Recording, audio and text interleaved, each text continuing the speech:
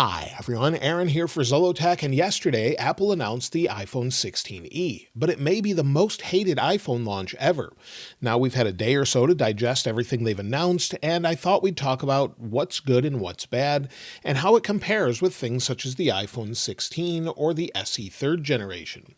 Many were very excited to have a new replacement for the iPhone SE 3, however, with the introduction of the iPhone 16e, many are saying this is a horrible value and why you shouldn't buy it. I would say that's true in some aspects, but not true in others, so let's go ahead and take a look. Now let's start comparing it with the iPhone 16, since Apple intended this to be part of the iPhone 16 family, but it's not exactly what we expected. For example, it starts $200 cheaper than the iPhone 16, but many people wanted it to start at $499 instead of $599. Like the iPhone SE 3, it was more of a value phone that was less expensive, and we thought, okay, they'll bump the price up a little bit to $499, but instead $599 with 128 gigs of storage to start. This year, we don't have the red color, just white and black, so that was a bit of a disappointment. And one of the major things I'm hearing is many people are very disappointed that it doesn't have MagSafe.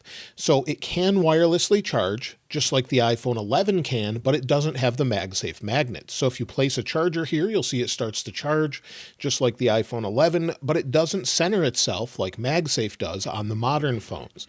So with the 16 Pro Max going all the way back to the iPhone 12, it centers itself, charges, and then of course locks right to the phone itself. It can also be used as a holder, used for things such as standby mode when it's locked, in the always-on display on the Pro phones, so it can go into standby mode. Of course, it needs to be docked and not moving, and then it can go into standby. There's also quite a few disadvantages when it comes to the camera. So we did expect it to have just one camera, and we did get that, 48 megapixels as I mentioned yesterday. However, we're lacking quite a few cameras. For example, we're lacking the ultra-wide camera that we have on the iPhone 16, which means we don't get macro as far as that goes, since Apple utilizes the camera for macro. We also don't have two lenses, so we can't do spatial photos or videos. And then some odd omissions here are there's no action mode, there's no cinematic mode, there's no camera control, which is something personally I couldn't really care about, is it's something I open up the camera with quickly on the phone, and I don't really use it for anything else. But it is something that they left out. We also don't get the optical image stabilization that's sensor shift. Now, it may have lens shift stabilization. We don't really know all of the details on the stabilization itself, so we'll take a closer look at that once it's available. But then it also doesn't have photographic styles with the latest update, and also doesn't have current gen portrait modes or night portrait modes. And then there's some other odd things here. There's no ultra wideband, so you can't use it to locate things with Find My by sort of moving your phone around and locating it.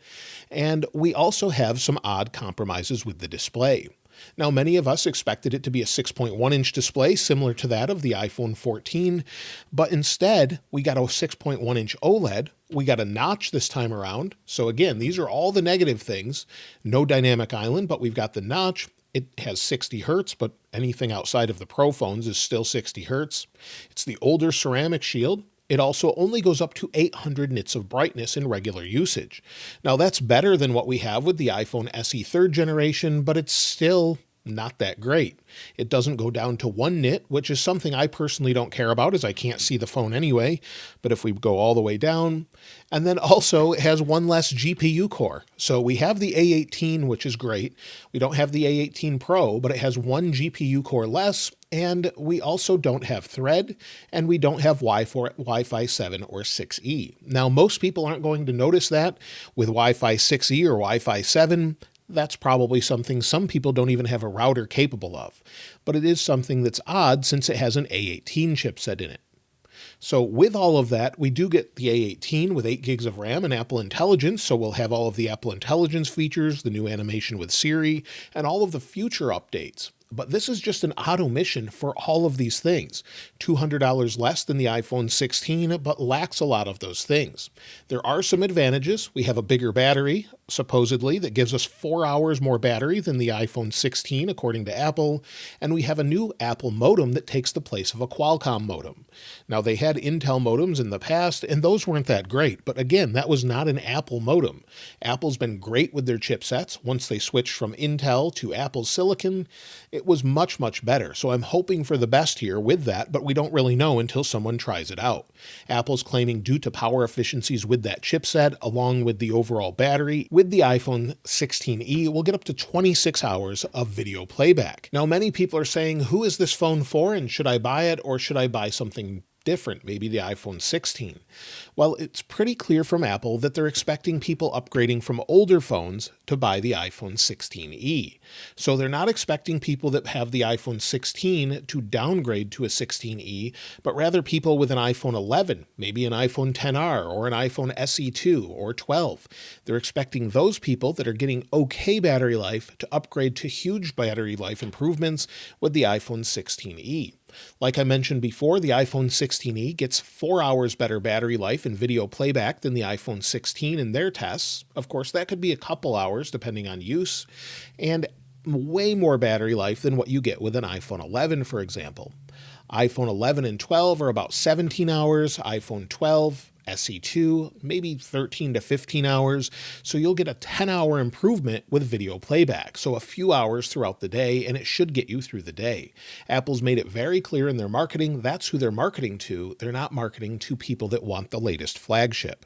Now, whether or not you should upgrade to it, well, it depends on the price. If you can get an iPhone 16 for free and battery life is not the number one thing you want, well, then pick up the iPhone 16. You've got all of the different advantages with the lenses and more, and it seems like a much better deal with the iPhone 16, especially if they were the same exact price. Now, it varies from place to place. The iPhone SE3, the iPhone 16, the iPhone 16e, all of those were variable prices all throughout the world. It could be hundreds more, or they could be closer in price depending on what device you're looking at. So I really think at this point it's hard to recommend the iPhone 16e, but a lot of the things that people are upset about, I personally don't care about. For example, the ultra wide I never use, macro I would use, but action mode I don't use, cinematic mode, spatial photos, camera control, those things I personally don't care about. However, the price is definitely about $100 too expensive in my opinion. So lots of things really matter to certain people, and people that are not techie people don't really care about things such as the 60 hertz or 120 hertz lacking display. So that's something that I know a lot of people complain about. And while I think it should be there on things such as the iPhone 16, many people just don't care. They want good battery life. So it really comes down to the type of buyer and the price. But I don't know that this will sell great depending on where it is around the world. But either way, I'll get my hands on one. But let me know if you think this is a horrible buy, or if it's the most hated iPhone launch ever, or if you're planning to pick one up. I'd love to hear from you in the comments below. Of course, I'll link this wallpaper in the description like I normally do, and if you haven't subscribed already, please subscribe, and if you enjoyed the video, please give it a like. As always, thanks for watching. This is Aaron. I'll see you next time.